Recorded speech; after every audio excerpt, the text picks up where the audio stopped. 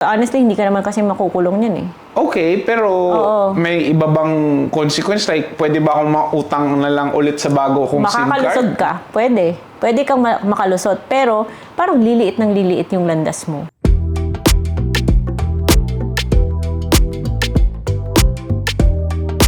Pero Uuwi ka parang dun sa mga ola na mas... unlimited glitch yun ah. Well, like I said, kung makapal yung mukha mo, good luck. Pero, ito lang yung iisipin mo, mawawalan ka ng access sa mga legit. Kasi say for example, okay, fine, natakasan mo yung isa. Hindi naman mabubura yung record mo. Maano ka sa CIC. Eh, ilan ba lahat ng OLA na nalista? Ewan ko, parang 100 plus yata eh. 100 plus? Oo. Ang dami kong SIM card bibilhin. Yun, may ganyang loophole. Pero syempre, hakabulin ka na lang ng karma nun. To the point na baka wala ka nang malapitan. Eventually, kung talagang may maghahabol sa'yo, pwede na rin yung matawag na scam eh. Pag hinabol ka ba,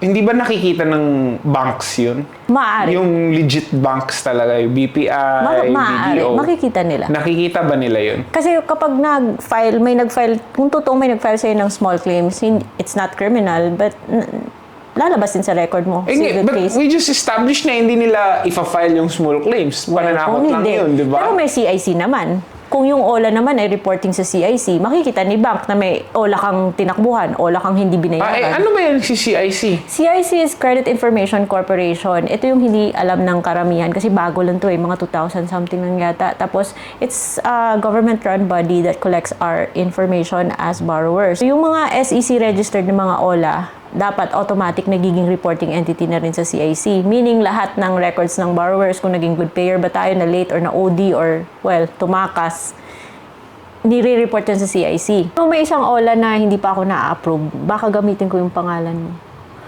Ha? Yung Atome. Don't worry, credit card yun.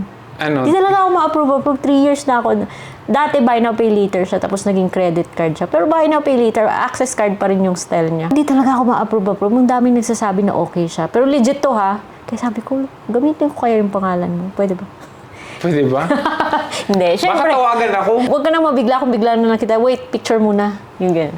Ganun ba? Oo. Pwede ba yun na ipapicture mo lang yung sa ibang tao? Hindi. Kasi yung mga legit, like yung Atome, kailangan talagang mag-liveliness check. Like, hindi lang yan yung picture lang, i-upload mo. Talagang nakikita na yung open your eyes, blink your eyes, open your mouth. Galing ko. Ganun ba yun? Tapos picture ka na hawak mo yung ID mo. Ganun basta legit. Yung mga hindi legit, or mga fly-by-night OLA, kahit na uploaded from your album, pwedeng tinatanggap nila. So, there's a risk na pag may nakakuha ng picture mo, ng ID mo, pag fly-by-night, yung OLA, baka, delikado pala yun, yung mga fly-by-night OLA. Nakita mo yung mga agents na nag-offer ng credit card sa mall, kunin nila yung ID mo at lahat ng information mo eh. Tapos hindi naman sila naka-uniform sila ng BPI, pero I guess hindi naman sila mga BPI employees talaga eh. So, pag binigay mo yung info mo dun, naku, pag pinicturean ka, kabahan ka na. paano pag ginamit nila yung info mo, tapos may mga OLA na pala ikaw? Hindi naman natin nila lahat kasi may iba naman sa kanila, matino naman ginagawa yung trabaho nila. After all, nagko-commission. Pero may iba na nakakatakot din, Oo, syempre, kumpleto na yung info mo eh. Pinicturean ka, nahawak mo yung ID mo, kabahan ka na. Sasabihin, sir, picturean kita ha, hawakan mo lang yung ID mo. Tapos kapalit, headphone?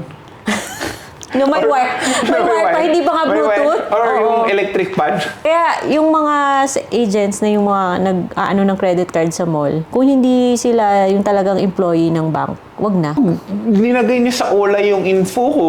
Paano ko malalaman if may utang ako ngayon? CIC.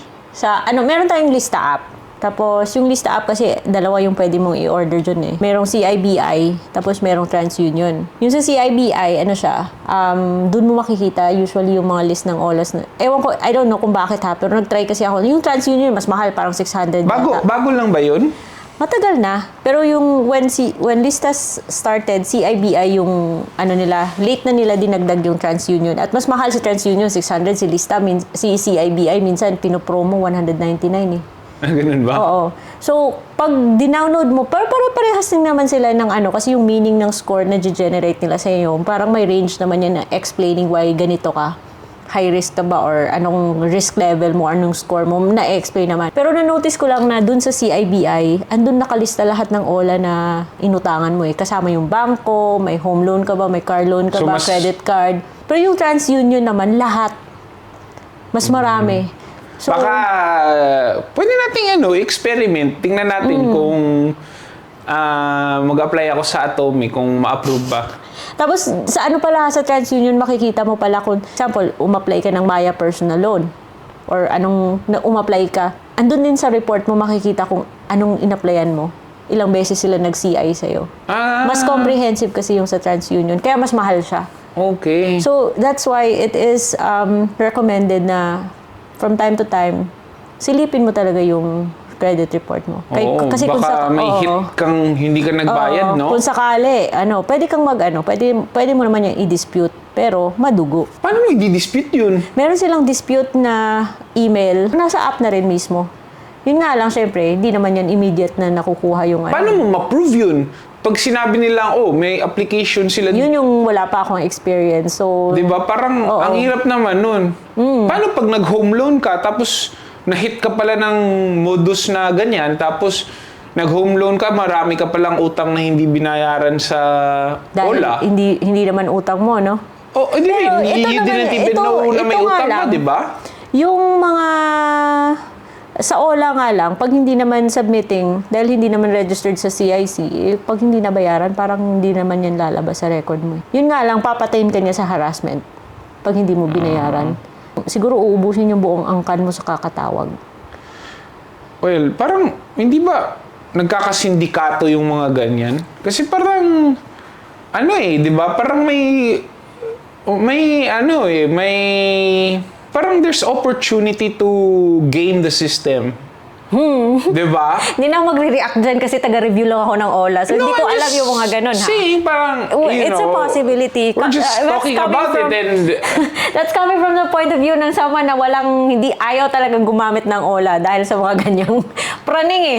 no, I mean, May point naman siya. pero di ba, if may mga lusot na ganyan, meron talagang mga taong gustong lumusot sa ganyan Oo. or lulusot talaga sa ganyan.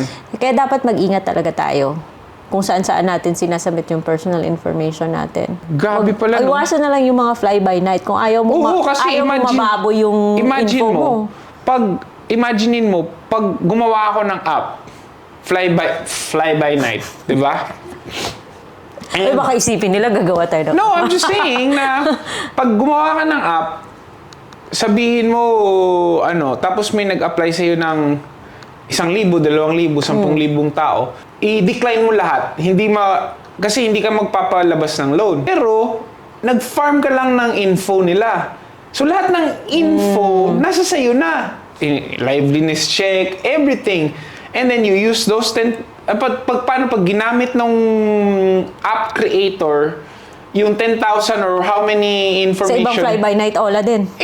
tapon mo lahat yun sa mga ibang apps. Yeah, may point ka rin. So, Imagine, ilang loans yun, di ba?